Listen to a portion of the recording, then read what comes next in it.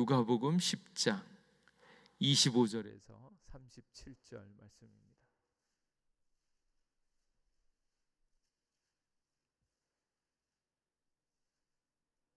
누가복음 10장 25절에서 37절까지의 말씀입니다. 한 절씩 교독하겠습니다. 어떤 율법 교사가 일어나 예수를 시험하여 이르되 선생님, 내가 무엇을 하여야 영생을 얻으리이까? 예수께서 이르시되 율법에 무엇이라 기록되었으며 내가 어떻게 읽느냐? 대답하여 이르되 내 마음을 다하며 목숨을 다하며 힘을 다하며 뜻을 다하여 주 너의 하나님을 사랑하고 또한 내 이웃을 내 자신과 같이 사랑하라 하였나이다. 예수께서 이르시되 내 대답이 옳도다. 이를 행하라. 그러면 살리라 하시니 그 사람이 자기를 옳게 보이려고 예수께 여짜오되 그러면 내 이웃이 누구니이까? 예수께서 대답하여 이르시되 어떤 사람이 예루살렘에서 여리고로 내려가다가 강도를 만나매 강도들이 그 옷을 벗기고 때려 거의 죽은 것을 버리고 갔더라.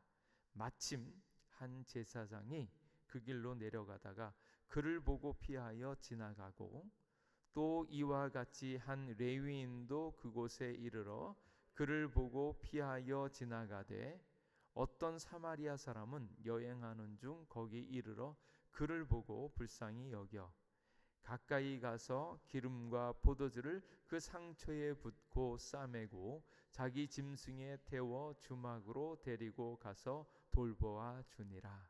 그 이튿날 그가 주막 주인에게 데나리온 둘을 내어주며 이르되 이 사람을 돌보아 주라.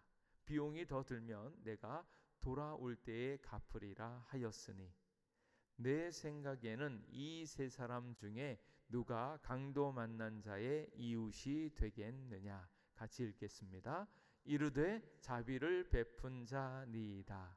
예수께서 이르시되 가서 너도 이와 같이 하라 하시니라. 아멘. 오늘 선한 사마리아인의 비유의 말씀입니다. 이 자주 듣는 말씀이고 잘 알고 있는 말씀이지만 또 이 안에 하나님께서 우리를 사랑하신다는 놀라운 사랑의 증거가 담겨져 있습니다. 사람들은 질문을 하죠. 질문의 수준을 찬찬히 따져보면 그 질문 안에는 그 사람의 신앙, 믿음의 수준이 나옵니다. 한 젊은이가 방황과 혼란 속에서 근심도 많고 질문도 많았다고 해요. 근데 이 젊은이가 이제 미국의 설교가인 필립스 브룩스라는 목사님이 계신데 그 목사님을 만나서 말씀을 들으면서 하는 고백이 그 목사님의 이야기를 다 듣고 말씀을 알게 되어지면서 그때까지 자신을 괴롭혔던 질문들을 다 잊어버렸다 이렇게 되어지는 거예요. 수많은 질문들이 있었겠죠. 혼란 중에 가졌던 질문들이 있었는데 그 질문들을 다 잊어버렸다. 그러면서 하는 고백이 나는 근심하지 않는다. 이제 내게 필요한 것은 어떤 특별한 문제 해결이 아니라 기쁨의 인생으로 내 삶을 변화시키는 것이다 라는 거예요. 의문을 갖기보다는 그것 안에 나 자신의 삶을 어떻게 적용시키는가, 이제 그리고 내 삶을 어떻게 기쁨의 삶으로 바꾸겠는가에 관심이 생겼다라는 거예요. 그래서 신앙의 수준은 질문의 수준으로 보면 딱 좋습니다. 그리고 그렇게 보면 또 억지로 수준 높은 척 할 거는 아니고요. 예수님을 만날 때 어떤 질문이 생각이 나면 나는 이게 참 궁금하다라는 것을 스스로 생각하면서 한번 자각을 해보는 거예요. 성찰해 보는 거죠. 아직도 나는 이런 게 궁금하구나. 뭐 그것도 나쁜 것은 아닙니다. 질문하는 것은 굉장히 좋고, 그 질문에 하나님께서 응답하기 위하여 우리에게 자신을 드러내 주시기 때문에 그렇습니다. 그래서 질문을 하되, 정말로 지금 내가 막막하고 힘들고 어려웠을 때, 답답할 때, 도대체 나는 왜 그런가? 나 자신의 가지고 있는 문제는 뭔가? 이거는 왜 그런가요? 라고 질문하게 되어지면 그게 우리의 신앙의 수준을 나타내지는 거죠. 오늘 있는 그 율법 교사가 질문을 하죠. 이때 이 질문의 목적은 뭔가 하면 예수님을 시험하려고, 아울러서 자기가 굉장히 성경에 대해서 잘 알고 있고 자기의 실력을 이렇게 드러내기 위해서 지금 질문을 하고 있는 거죠.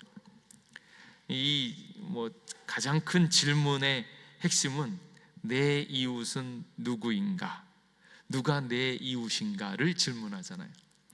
이것보다 조금 더 오늘 있는 말씀을 잘 이해한 사람은 이 질문을 더 이상 안 하겠죠. 누가 내 이웃인가, 이런 질문을 하지 않고 그 다음 질문은 뭐로 바뀌겠습니까? 나는 누구의 이웃이 되어야 할 것인가로 바뀌겠죠. 이렇게 확 달라지는 거예요. 이웃은 이웃인데 누가 내 이웃이지? 이것에서 이제 나는 누구의 이웃이 되어줘야 할까라고 해서 내가 누군가의 이웃이 되기 위하여 이렇게 가고 있는, 이게 비슷한 얘기인 것 같지만 엄청난 차이를 가져오는 거죠.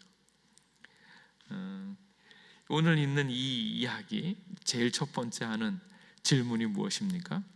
예수를 시험하여 이르되 선생님, 내가 무엇을 하여야 영생을 얻으리까? 영생의 문제가 나오거든요. 그러면 여러분들은 어떻습니까?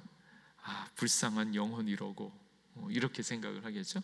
왜냐하면 예수 그리스도를 믿는 우리는 영생의 문제가 확실히 해결되어졌고, 영생에 대해서 더 이상 물을 것이 없죠.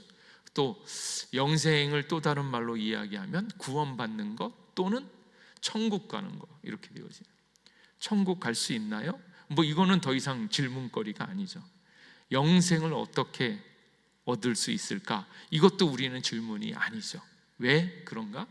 예수님을 만나면 나는 길이요 진리요 생명이니 라고 이미 완벽하게 우리가 예수 그리스도를 고백하고 예수님을 믿으니까요. 예수님이 무엇입니까? 길이잖아요. 어디로 가야 될까? 무슨 길로 가야 될까? 그래서 우리가 가는 모든 일들의 길은 예수님으로 가야 되는 거예요. 근데 그것을 자꾸 놓쳐요. 많은 분들이 이걸 이렇게 외우고 설명 듣기로는 분명히 예수님이 길이라고 방법이라고 이제 분명히 얘기를 하고 고백을 하지만, 정작 많은 일에 있어서 이것이 정말로 방법이요 길로 받아들여지고 있는가? 길과 진리라고 그러잖아요. 진리. 다른 것보다 진리를 알고 진리의 다른 여러 가지 모든 문제를 다 그 위에 놓고 이게 맞는가 틀리는가를 이렇게 보는 거죠. 진리인 예수님을 알고 한번 여러분이 알고 있는 모든 지식들, 요즘에 있는 정치, 경제, 사회, 문화, 이데올로기, 자본주의, 공산주의, 사회주의 다 예수님의 진리 위에 다 올려놓고 한번 보세요. 뭐가 맞나? 뭐가 틀린가? 예수님이 진리다라고 얘기했을 때는 세상에 있는 모든 것들, 우리가 익숙하게 가져왔던 많은 것들을 진리 위에다가 비춰봐야 돼요. 근데 진리이신 예수님을 자꾸 적용하지 않고 그것을 놓쳐버리니까 의문점이 얼마나 많은지 몰라요. 질문이 얼마나 많은지 몰라요. 그렇게 보면 예수님이 진리인 것을 이야기하고 알고 있지만 정작 진리라고 생각 못하고 있다라는 반증이 되어지는 거예요. 그리고 생명이니, 영생이니, 그러니까 이제 예수님을 정말로 만난 사람은 이런 수준의 질문을 할 수가 없는 거죠. 근데 이 사람은 뭡니까? 똑똑하고 율법 교사고 오랜 세월 가져왔죠. 오랜 세월 성경 말씀을 외우고 묵상하고 연구했고 또 많은 사람들하고 토론했을 거예요. 근데 뭐가 문제예요? 이게 해결 안 됐다라는 거예요. 그러니까 구약에 있는 말씀을 아무리 달달달달 외워도 구약이 정말로 가리키고자 하는 예수님에 대해서 알지 못하면 이들의 지식, 이들의 경험, 이들의 알고 있는 모든 것이 유한하고 부족함이 생길 수밖에 없다라는 거예요. 우리는 예수 그리스도를 통하여 영생을 얻었으므로 이제는 어떻게 되어집니까? 영생을 누리는 삶으로 들어가야 되는 거예요. 영생을 누리는 삶으로 들어가고 그 영생이 어떻게 또 다른 생명을 낳는 것인가로 들어가야 되는 거예요. 그러니까 우리는 예목이지 않습니까? 예수님의 나무잖아요. 예수님의 나무라는 것은 예수님의 생명이 우리 안에 있다는 거고, 그리고 예수님의 생명이 우리 안에 있으니까 뿌리를 깊게 내리고, 어디에 내립니까? 생명의 근원 대신 예수님께 뿌리를 깊게 내리고 그 안에서 우리가 자라나죠. 자라나서 새싹이 돋고 이파리가 열리고 꽃이 피고 열매가 맺히는, 그 열매를 맺어서 누구예요? 다른 사람들에게 나눠주는 삶으로 가야 되는 거예요. 그러니까 생명이 있는 자는 자라날 수밖에 없습니다. 생명이 있는 자는 자라나는 거예요. 안 자라난다? 아직도 영적인 미숙함에 계속 머물러 있다? 그러면 내게 있는 생명이 정말로 있는가 아니면 병들었는가 하는 것을 생각해 보는 거예요. 생명의 근원에 잘 이렇게 연결이 되어져야 되는데 엉뚱한 것에 지금 내가 관심을 두거나 있지는 않은가 생각해 보는 거예요. 우리가 지금 이제 신명기 말씀도 같이 보고 있는데 신명기에 인과응보적 축복이 나오잖아요. 우리는 이미 축복받은 자임을 믿으시기 바랍니다. 축복을 이미 받았어요. 그리고 이제 하나님께서 거기에 덧붙여서 더 이 축복을 크게 하기 위하여 그 말씀을 주셨어요. 말씀에 순종을 하면 들어와도 복을 받고 나가도 복을 받고, 이 놀라운 축복을 주신단 말이에요. 근데 그 축복을 더 누리기 위해서 어떻게 해야 하는가? 우리는 생명이신 예수님께 더 많이 붙잡혀 있는 거예요. 예수님께로 더 집중하고 더 많이 주님을 예배하고 주님과 함께 있는 것을 기뻐할 때 우리의 삶을 통하여 열매가 맺히는 거거든요. 나는 포도나무요 너희는 가지니 그가 내 안에 내가 그 안에 거하면 사람이 열매를 많이 맺나니 나를 떠나서는 너희가 아무것도 할 수 없습니다. 그래서 우리가 열매를 많이 맺는 거, 축복을 많이 받으려면 염려할 것 없이 그냥 주님 안에 거하기만 하면, 주님 안에 거하여서 순종하면 복을 많이 주시는 거예요. 근데 이 복을 알지 못하고 깨닫지 못하는 사람은 여기 있는 이 율법학자처럼 무언가 열심히 해야지 복을 얻을 거라고 생각을 하는 거예요. 그래서 이 복을 받는 거는 하나님이 우리를 선택하셨고 은혜를 주시고, 그리고 은혜를 받은 너희들을 더욱더 복되게 성장시키기 위해서 이 순종하면 더 큰 복을 보는 거예요. 마치 왜 실력 없는 아이들한테 아버지가 장학금 주는 거 있죠. 공부는 잘 못해. 90점, 100점 맞아야 되는데 맞는 거 보면 막 그 20점, 30점 맞고 그래요. 그러니까 이 아버지가 뭐 합니까? 야, 너 공부를 조금 더 더해서 40점만 맞으면 장학금 줄게, 이러는 거예요.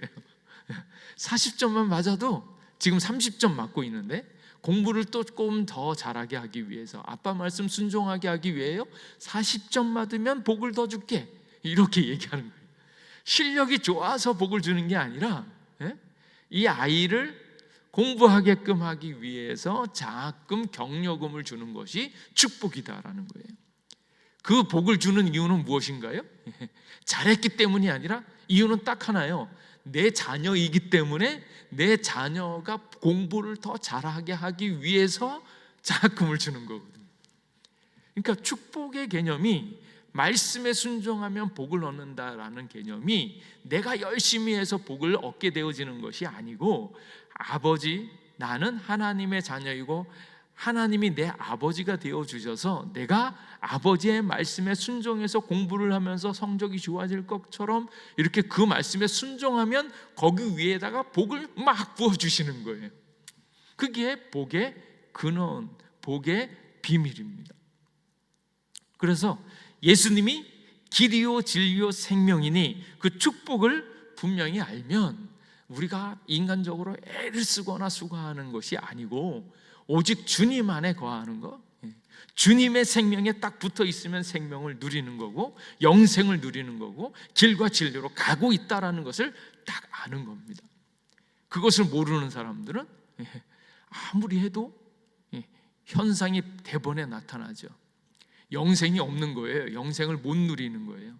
그러니까 그토록 많은 시간 말씀을 보고 막 공부도 하고 막 이러는데 왠지 이게 불안한 거예요. 그러니까 와서 묻는 게 뭘 묻습니까? 어떻게 해야지 영생을 얻습니까? 이 현상이에요. 질문을 딱 보면 알 수 있죠. 질문을 보니까 아직 영생을 모르고 있고 영생을 못 누리고 있구나. 구약에 있는 많은 말씀을 아는 것 같지만 아직도 영생의 확신이 없는데 영생의 근원이신 바로 예수님을 모르고 있구나. 이걸 딱 보는 거죠. 그래서 여기에 지금 이 율법 교사는 말씀을 아는 것 같지만 영생을 모르고 있고요.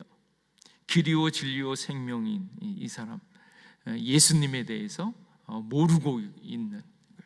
그리고 그러면서 이 율법사는 그 예수님을 몰라보면서 예수님에 대해서 교훈을 얻으려고 선생님이라고 이야기를 하면서 지금 이렇게 뭔가 이 훌륭하신 분한테 옳게 보여서 영생을 이렇게 따내고 싶어하는 그 마음이 있어서 지금 이 질문을 던지는 겁니다.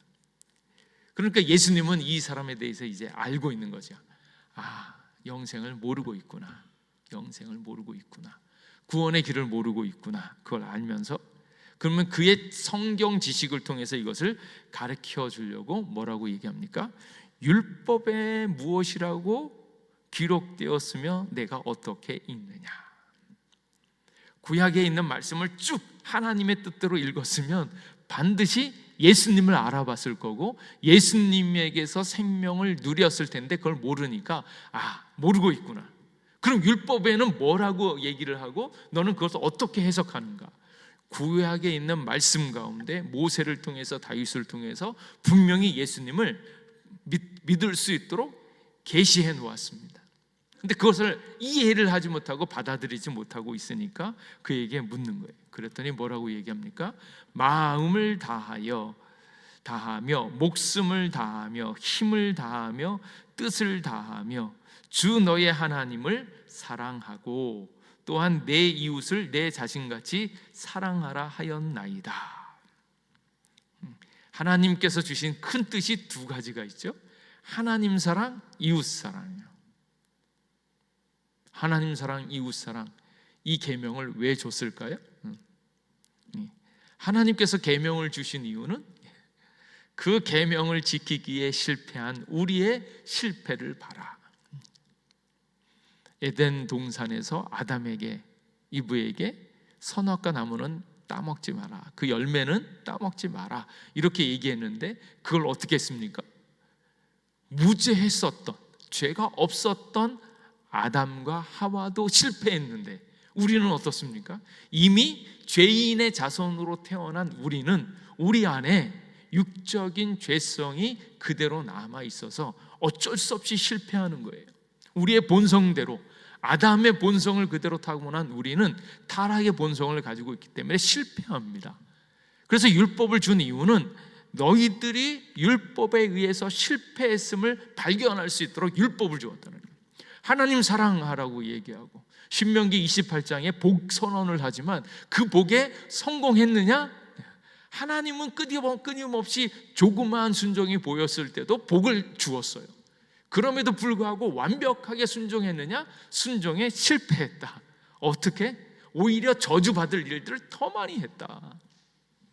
그래서 이스라엘 백성이 실패했다라는 거예요. 율법으로 말미암아서 너희가 죄인 되어졌고 죄인 되어져서 어찌할꼬 하다가 그것을 해결하시는 예수님을 보라고 율법을 줬는데 이 사람은 그 생각을 못하고 있는 거예요.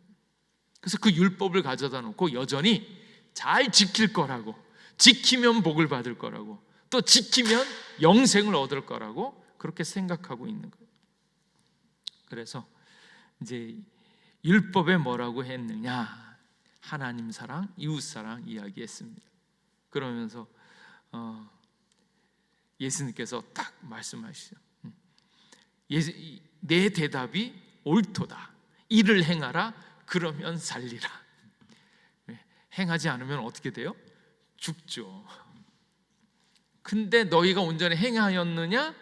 못 행했다라는 거예요. 왜냐하면 행하면 살리라, 생명을 얻게 되어지는데 지금 이것을 질문하고 있는 율법 교사는 영생을 못 누리고 있잖아요. 그러니까 못 누리고 있는데 그렇게 보면 본인이 행하면 사는데 못 살고 있으니까 못 지켰다라는 것을 스스로 자인하는 형상이 되어지는데 그 생각을 아직도 못하고 있는 겁니다. 그래서 예수 그리스도를 믿는 것은 정말로 우리의 마음, 우리의 행위에 있어서 주님을 기뻐하고 즐거워하는 거예요. 그리고 예수님을 만나면 뭐 합니까? 예수님의 생명, 예수님에 대한 기쁨이 우리 안에 있는 사람들은 다른 것보다 뭘 하게 되어져요? 찬양하게 되어지는 거예요. 예수님께 감사하고 찬양하고요. 그래서 사실은 감사는 배우는 게 아니고 그냥 터져 나와야 되는데 감사는 그냥 저절로 너무 고마워. 아유 오늘 배고팠는데 밥을 주시고 또 오늘 힘들었는데 이렇게 쉬게 해주시고 이래서 이게 터져 나오는 게 감사고요. 정말로 은혜가 느껴져서 아유 주님 없으면 제가 어떻게 살겠습니까? 주님 너무 고맙습니다. 아이고 이것도 해결해 주셨네요. 이 좋은 일을 주셨네요. 말하지 않아도 저절로 나오는 거죠. 그 상태로 들어가는 거예요. 근데 가끔 이제 너무 억울한 게 감사하려고 기를 쓰고 쥐어 짜내는 거 있죠. 하나도 안 감사한데 그래도 감사하라고 했으니까 막 쥐어 짜는데 그럼에도 불구하고 감사는 효과가 좋고 감사하다 보면 우리의 심령이 바뀌기 때문에 너무너무 좋지만 실제는 가만히 앉아서 우리의 삶을 만져주시고 우리의 삶을 지켜주시고 살려주시고 인도하시고 우리의 미래를 준비하고 계시고 나도 모르는 내 인생을 완벽하게 붙잡고 있는 예수님을 발견할 때마다 감사하죠. 오늘도 죽는 사람이 얼마나 많은가요? 우리는 언제 죽을지 어떻게 되는가요? 그거 전혀 알 수 없는데 주님이 나를 지켜주셔서 너무 감사하고 또 죽어서도 내가 가야 할 곳과 나를 품어주시고 안아주시는 하나님이 계시는 것을 아니까 그것 또한 얼마나 감사해요. 그러니까 사나 죽으나 나와 함께 계신 주님으로 말미암아 감사하는데 지금 있는 이 사람은 그걸 못 누리고 있다는 거예요. 그래서 이를 행하라 그러면 살리라 그 얘기를 듣고 있는 이 율법 교사는 그런데 한 번 더 이제 유식하게 질문을 하죠. 야, 그러면 이제야 찾았다. 뭘 찾았습니까? 영생할 수 있는 길을 찾았다. 내가 열심히 하면 이것을 얻을 수 있겠다. 그 길이 딱 이제 아주 지대하신 예수님으로부터 나왔으니까 그걸 붙잡으려고 하는 겁니다. 근데 생각해 보면 영생이나 축복이나 인간 안에서 만들어지는 것이 아니다라는 거예요. 인간 안에서 만들어질 수 있는 것은 영생이 되어질 수 없습니다. 인간 스스로 만들고 인간 스스로 무언가 계획해서 성취할 수 있는 것이라면 영생의 것이 되어질 수 없습니다. 왜냐하면 그 인생 자체가 유한하고 땅에 속하여 있기 때문에 그렇다. 그래서 이 말씀을 찬찬히 보면 내 이웃은 누구인가 이러면서 소망차고 긍정적으로 무언가 자신이 이룰 수 있는 가능성으로 내 이웃을 딱 묻습니다. 그런데 참 있어 보이는 질문이죠. 하나님을 사랑하고 이웃을 사랑하라. 그러면 하나님 사랑은 당연한 것 같고 그러면 이웃을 사랑해서 이것을 성취해야 되는데 그러면 내가 그것을 이루어야 할 이웃은 누구인가요? 이걸 딱 묻는 거예요. 야, 이 정도 보면 참 그래도 나름대로 이렇게 머리가 이제 돌아가고 있는 율법 교사를 볼 수 있죠. 근데 여기에 아까 말씀드렸던 이 지적인 차원이 완벽하게 다르죠. 영적인 구원의 일들을 생각하는 사람과 영적인 것이 아니고 역시 육적인 방법에 있는 사람들은 도저히 알 수가 없는 거죠. 영적인 생명은 오직 예수님께로 나온다라는 것을 알 수 없으니까 인간적으로 발버둥을 쳐보는 거죠. 미적분을 풀어서 뭔가 놀라운 함수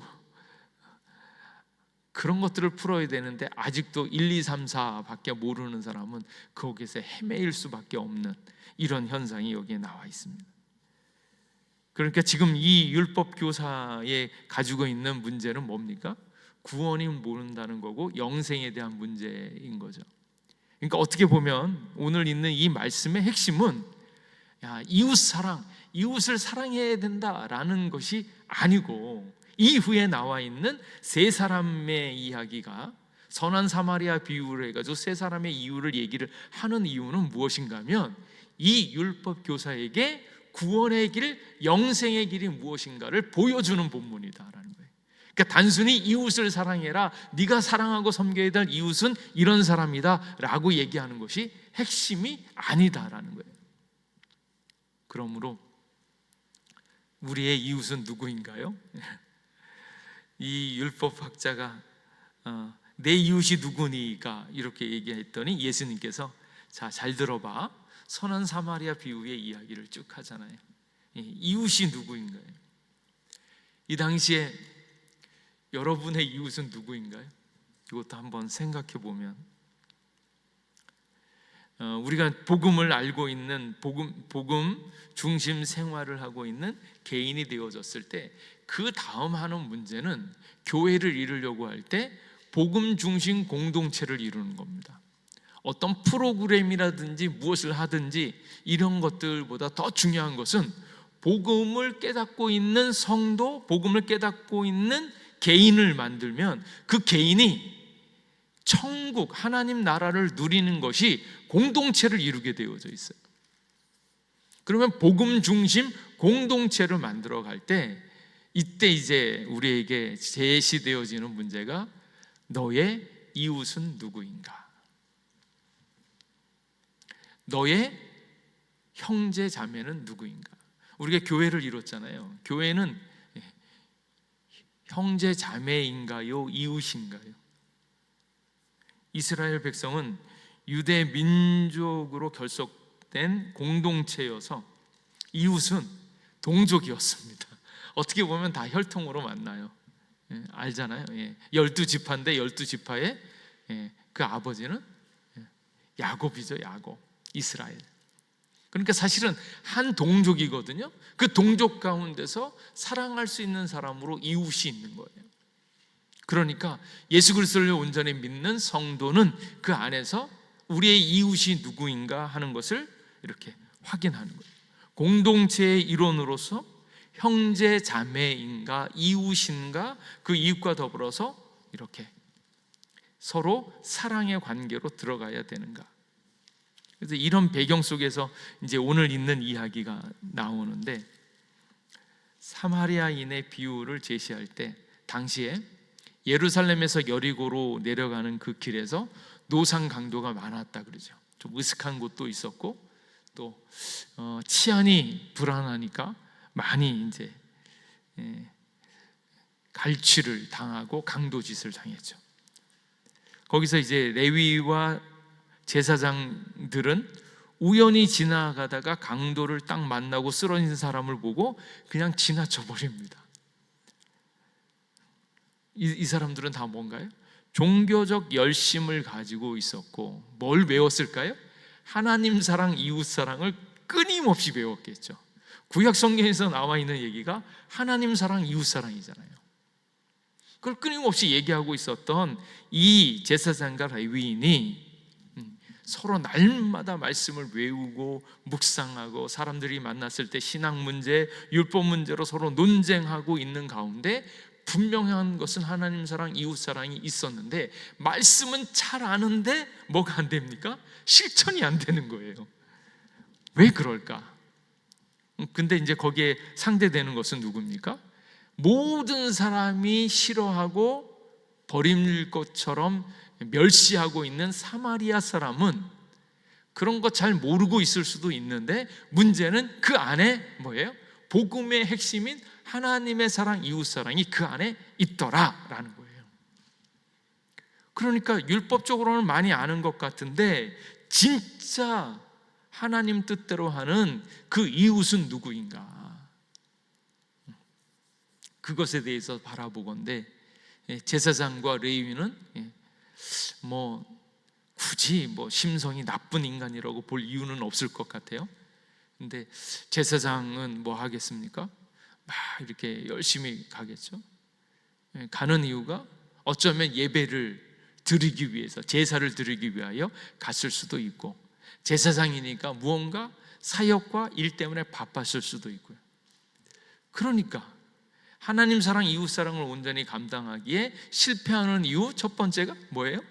일이 많다, 사역이 많다. 그리고 그 모든 일의 중심을 자기 중심적으로 두었다라는 거예요. 자기의 일, 자기 중심적으로.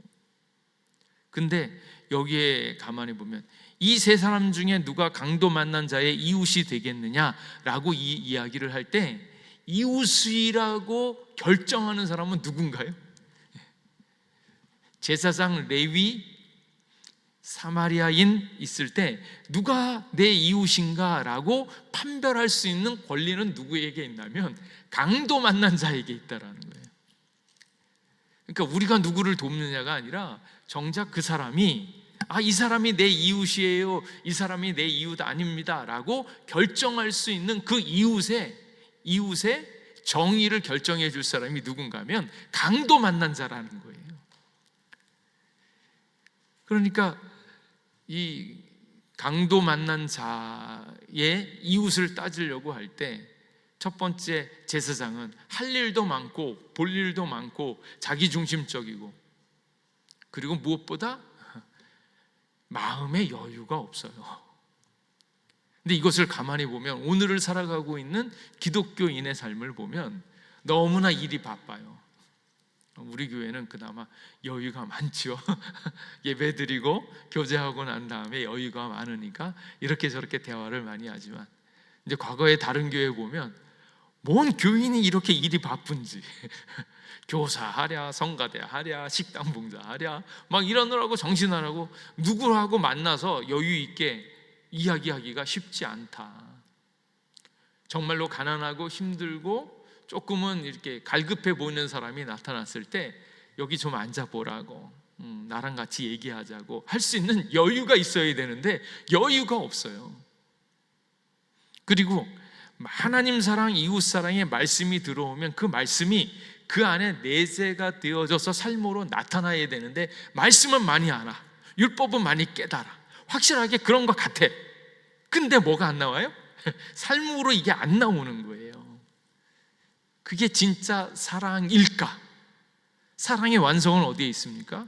결국 말씀이 우리 가운데 이렇게 들어와서 하는 거지. 머리는 커지는데 아는 건 많은 것 같은데, 따지기는 잘하는데, 토론도 잘하는데, 정작 필요한 것은 사랑으로 다가가서 섬기는 그 일이 진짜 복음의 일인데 그걸 놓치고 있다라는 거예요. 놓치고 있다. 그래서 제사장 그리고 레위인, 그게 안 되어지는 거예요. 또 이렇게 말씀을 읽다 보면 참 재밌는 게, 이 지금 예루살렘에서 여리고로 내려가다가 강도를 만나매 강도가 그 옷을 벗기고 때려 죽은 것을 버리고 갔더니 한 제사장이 그 길로 내려가다가 피하여, 그리고 레위인도 지나가고 그리고 사마리아 사람도 지나갑니다. 여기 있는 인물 중에서 가장 나쁜 놈이 누굴까요? 여기 있는 인물 중에서 가장 나쁜 놈이 누굴까요? 예, 강도죠, 강도. 아니 왜 제사장이 뭔 잘못이 있어요? 그냥 지나가다가 사랑이 부족해서 그냥 쌩 까고 간 건데. 근데 제일 나쁜 놈은 누군가 하면 강도인데, 정말 하나님의 공의, 하나님의 정의로 얘기하면 강도 이 놈을 잡아야 되는 게 급선무인데 그러지 않는다. 그것에 대해서 집중하지 않는다. 어떻게 보면 이 세상이 이렇게 망가진 거예요. 하나님을 떠나서 저주받고 힘들고 어려워하고 여전히 강도가 나타나고 있는 이 모든 일들, 우리가 보면 어떻게 이런 일이 일어날 수 있습니까? 라고 생각할지 모르지만 아시잖아요. 우리가 그것을 아는 둥 모르는 둥 이 세상은 악으로 가득 차 있고 저주로 가득 차 있다는 거예요. 그 뭐 요즘에 법률 드라마나 무슨 그 형사 드라마 보면 깜짝깜짝 놀래잖아요. 근데 그거 볼 때마다 놀라는 건 뭔가 하면 우리가 아는 것도 저렇게 적은데 사실은 모르는 중에 벌어진 범죄는 얼마나 많을까. 그 형사들 막 검사들 얼마나 많은지 모르지만 그 검사 형사가 알지도 못하고 밝혀내지도 못한 재정적이고 강도적인 그런 살인적인 그 수많은 범죄가 얼마나 많았을까. 왜 이런가? 이 세상이 하나님을 떠났기 때문에 이미 저주로 가득 차 있는 이 세상. 그런데 하나님께서 지금 원하시는 것은 무엇인가 하면 이러한 세상들 하나님께서 최후에 반드시 심판하시겠지만 거기에 주목하는 것이 아니라 지금 주목하는 것은 무엇인가 하면 이 힘들고 어렵고 강도 만나서 상처받아서 죽을 지경을 당하고 있는 사람의 이웃이 누구인가, 그 한 사람이 중요하다. 거기에 집중하고 있는 거예요. 그러니까 세상이 왜 이렇게 시끄러운가, 세상이 이렇게 망가지는가, 거기에 주목하는 게 아니고 이 힘들고 어려운 상황 가운데 그 한 영혼을 살릴 수 있는 그 한 영혼의 이웃이 누구인가가 정말 중요하다. 그것을 보여주고 있는 거예요. 그래서 지금 율법학자는 영생의 문제가 해결 안 되어졌고 구원받는 길들을 지금 찾고 있는데 그것에 대해서 가르쳐주기 위해서 지금 이 말씀을 주고 있는 거예요. 그러면 강도 만난 자가 이웃이 누구인가 이렇게 얘기할 때 제사장 아니고 레위인 아니고 누구예요? 한 사마리아인, 와서 도움을 준 한 사마리아인. 이때 강도 만난 자가 지금 할 수 있는 건 뭐가 있어요? 강도 만난 자는 아무것도 못합니다. 강도 만나서 돈 다 빼앗기고 다 거반 죽게 되어져 가지고 쓰러져 있는 게, 이 상태가 누군가? 하나님 앞에 범죄하고 자기의 삶을 어떻게 고칠 수 없이 어쩔 줄 몰라 하고 있는, 하나님을 알지 못하고 있는, 예수님을 알지 못하는 모든 인생을 가리키는 것이 바로 이 강도 만난 자입니다. 오늘을 살아가고 있는 성도의 모습이 내가 바로 강도 만난 자였는데, 나를 고치기 위해서 누가 있는가? 제사장 아니고 레위인도 아니고 모든 사람들이 버림직한 한 사마리아인, 그분이 곧 예수 그리스도를 가르쳐주고 있는 거예요. 예수님께서 한 사마리아인으로 오셔서 그에게 모든 병과 모든 것을 고쳐줄 수 있는, 그의 완벽한 생명과 구원을 줄 수 있는 그분이 바로 한 사마리아인 예수님의 사랑이다라는 것을 얘기해 주는 거예요. 제사장 레위인들은 말로 지식으로 머리로 그렇게 할지 모르지만 진짜 우리를 위해서 자기의 모든 것을 다 바쳐서 사랑할 수 있는 분이 누구신가? 선한 사마리아인인 예수님이 바로 그 일을 하셨다라는 거예요. 그리고 여기에 있는 거반 죽게 되어진 이 강도 맡은 자는 아무것도 못합니다.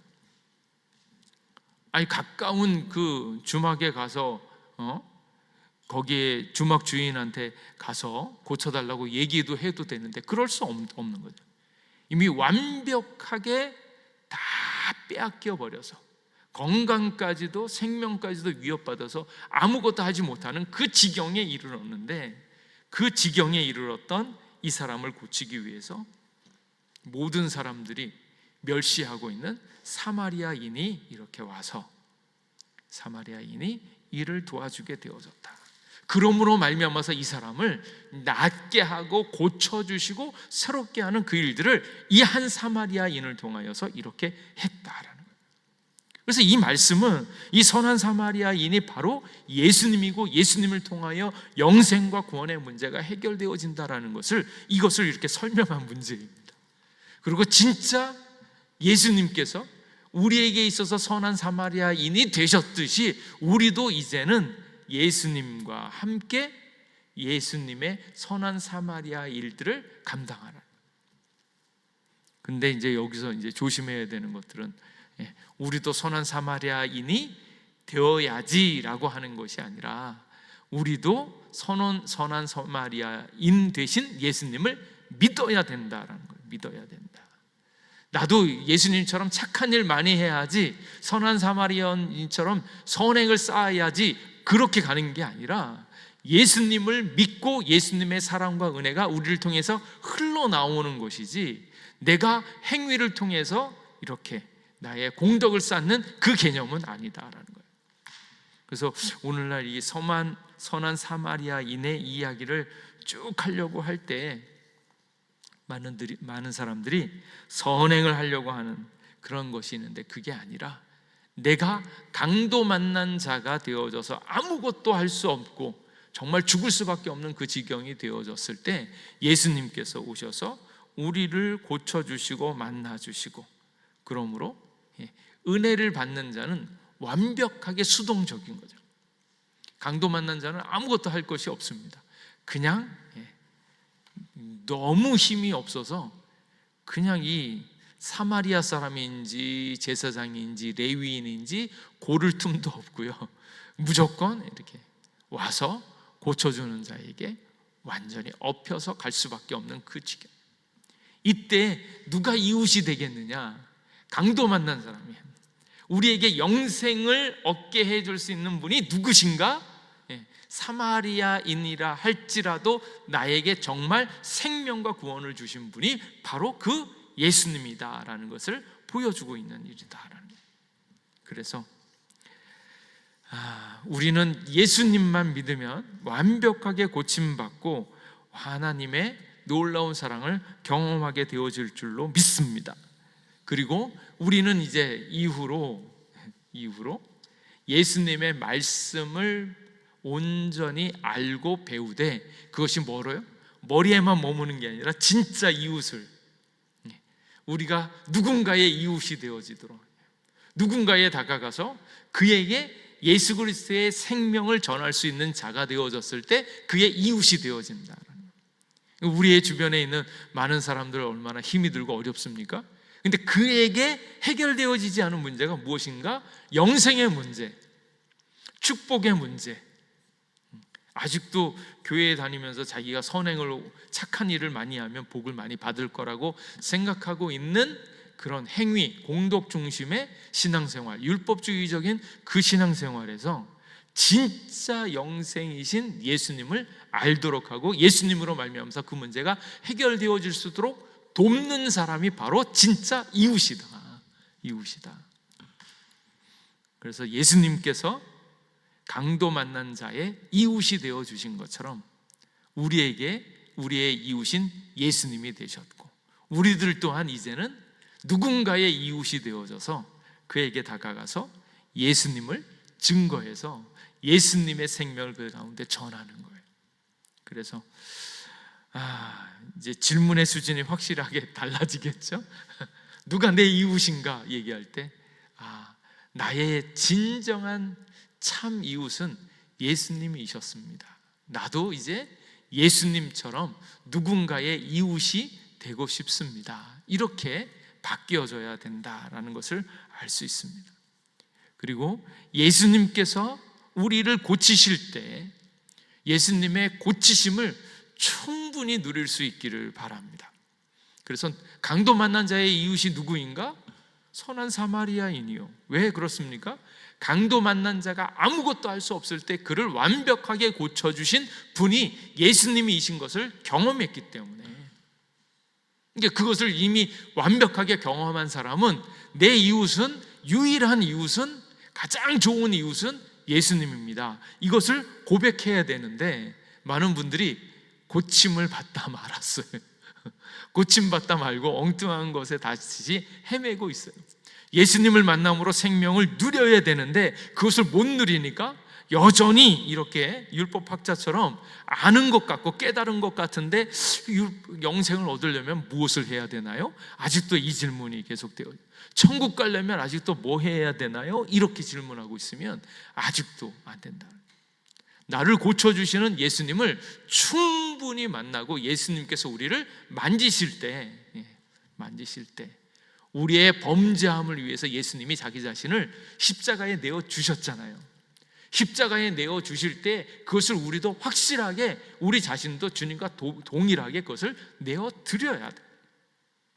그리고 우리의 의롭다 하심을 통하여서 그분이 살아나실 때 예수님과 함께 살아나야지 진짜 사는 건데, 드림도 안 되고 살아나는 것도 안 되어지니까 내가 지금 이 확신을 누리기에 아직도 헤매고 있다라는 거예요. 그래서 강도 만난 자처럼 완벽하게 아무것도 할 수 없는 자, 나는 불가능합니다. 율법으로도 영생으로도 이웃 사랑으로도 불가능한 자입니다. 나는 실패했습니다. 그걸 빨리 깨달으시고 그럼에도 불구하고 나를 안아주시는 예수님 품에 안겨서 그 구원, 그 역사를 경험할 수 있기를 간절히 원합니다.